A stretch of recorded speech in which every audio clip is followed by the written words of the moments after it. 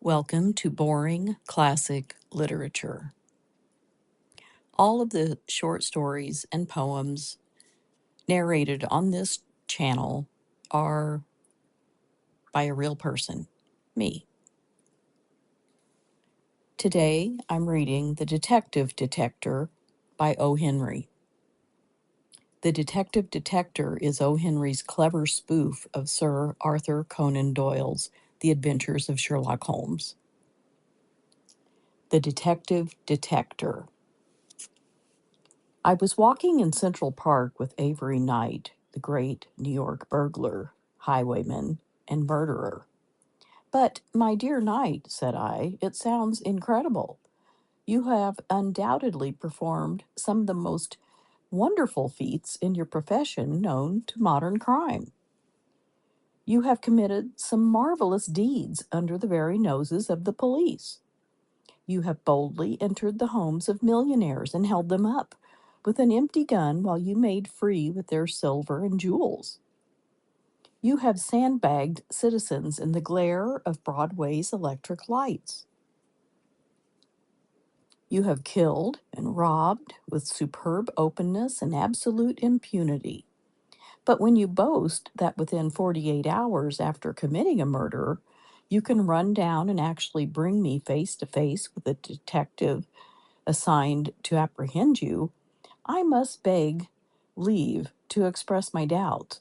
Remember, you are in New York." Avery Knight smiled indulgently. "You pique my professional pride, Doctor," he said in a nettled tone. "I will convince you."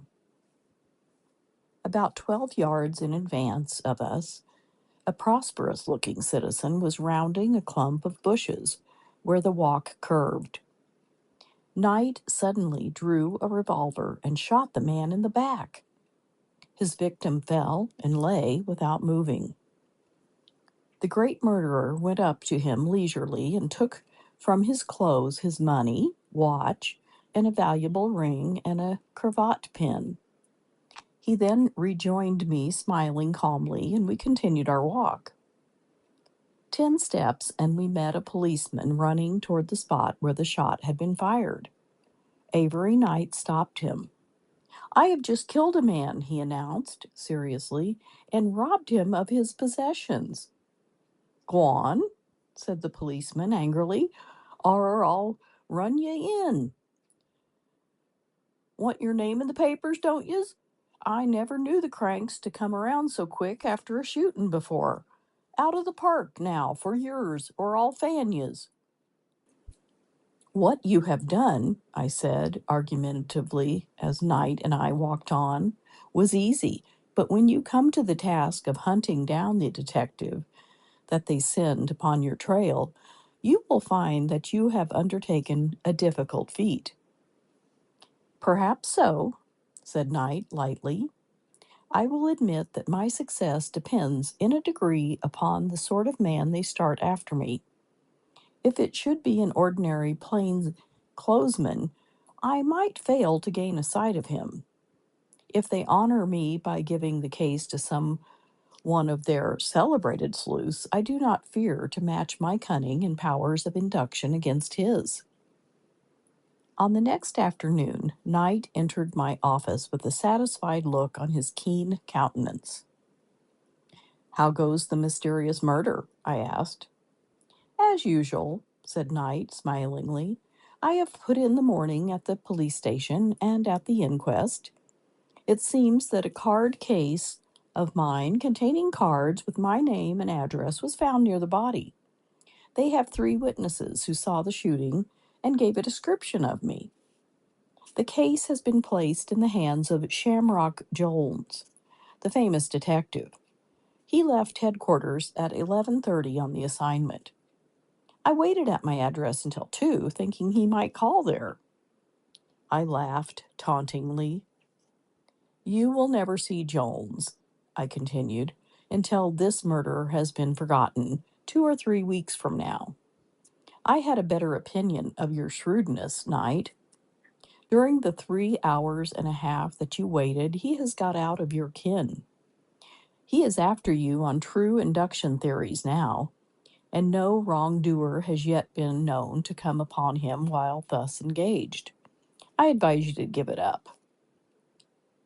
"Doctor," said Knight, with a sudden glint in his keen gray eye and a squaring of his chin, "in spite of the record your city holds of something like a dozen homicides without a subsequent meeting of the perpetrator and the sleuth in charge of the case, I will undertake to break that record. Tomorrow I will take you to Shamrock Jones, and I will unmask him before you and prove to you that it is not an impossibility for an officer of the law and a manslayer to stand face to face in your city." "Do it," said I, "and you'll have the sincere thanks of the police department." On the next day, Knight called for me in a cab. "I've been on one or two false scents, Doctor," he admitted. "I know something of detectives' methods, and I followed out a few of them, expecting to find Jones at the other end. The pistol being a .45 caliber, I thought surely I would find him at work on the clue in 45th Street.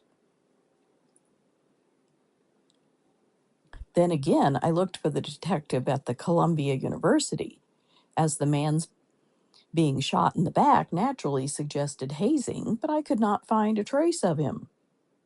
"Nor will you," I said emphatically. "Not by ordinary methods," said Knight. "I might walk up and down Broadway for a month without success. But you have aroused my pride, Doctor, and if I fail to show you Shamrock Jones this day, I promise you I will never kill or rob in your city again." "Nonsense, man," I replied. "When our burglars walk into our houses and politely demand thousands of dollars worth of jewels and then dine and bang the piano an hour or two before leaving, how do you, a mere murderer, expect to come in contact with the detective that is looking for you?"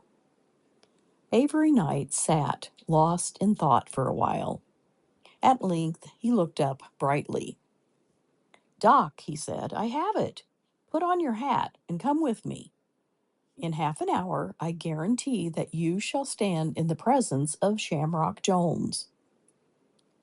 I entered a cab with Avery Knight. I did not hear his instructions to the driver, but the vehicle set out at a smart pace up Broadway, turning presently into Fifth Avenue and proceeding northward again. My process is more modern. I call it the It was with a rapidly beating heart that I accompanied this wonderful and gifted assassin, whose analytical genius and superb self confidence had prompted him to make me the tremendous promise of bringing me into the presence of a murderer and the New York detective in pursuit of him simultaneously. Even yet, I could not believe it possible. "Are you sure that you are not being led into some trap?" I asked. "Suppose that your clue, whatever it is, should bring us only into the presence of the commissioner of police and a couple of dozen cops." "My dear doctor," said Knight a little stiffly, "I would remind you that I am no gambler." "I beg your pardon," said I, "but I do not think you will find Jones." The cab stopped before one of the handsomest residences on the avenue. Walking up and down in front of the house was a man with long red whiskers, with a detective's badge showing on the lapel of his coat. Now and then the man would remove his whiskers to wipe his face, and then I would recognize at once the well-known features of the great New York detective. Jones was keeping a sharp watch upon the doors and windows of the house. "Well, doctor," said Knight, unable to repress a note of triumph in his voice, "have you seen?" "It is wonderful, wonderful!" I could not help exclaiming as our cab started on its return trip. "But how did you do it? By what process of induction?" "My dear doctor," interrupted the great murderer, "the induction theory is what the detectives use. saltatorial theory. Without bothering with the tedious mental phenomena necessary to the solution of a mystery from slight clues, I jump at once to a conclusion. I will explain to you the method I employed in this case. In the first place, I argued that as the crime was committed in New York City in broad daylight, in a public place, and under peculiarly atrocious circumstances, and that as the most skillful sleuth available was let loose upon the case, the perpetrator would never be discovered.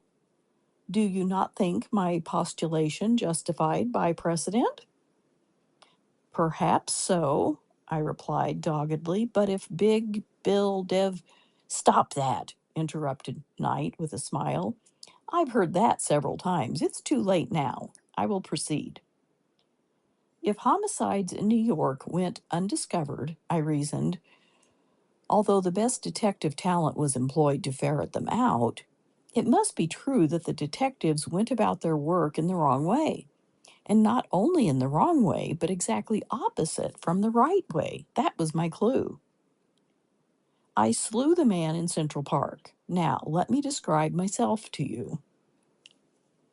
I am tall, with a black beard, and I hate publicity. I have no money to speak of. I do not like oatmeal, and it is the one ambition of my life to die rich. I am of a cold and heartless disposition. I do not care for my fellow men, and I never give a cent to beggars or charity. Now, my dear doctor, that is the true description of myself, the man whom that shrewd detective was to hunt down.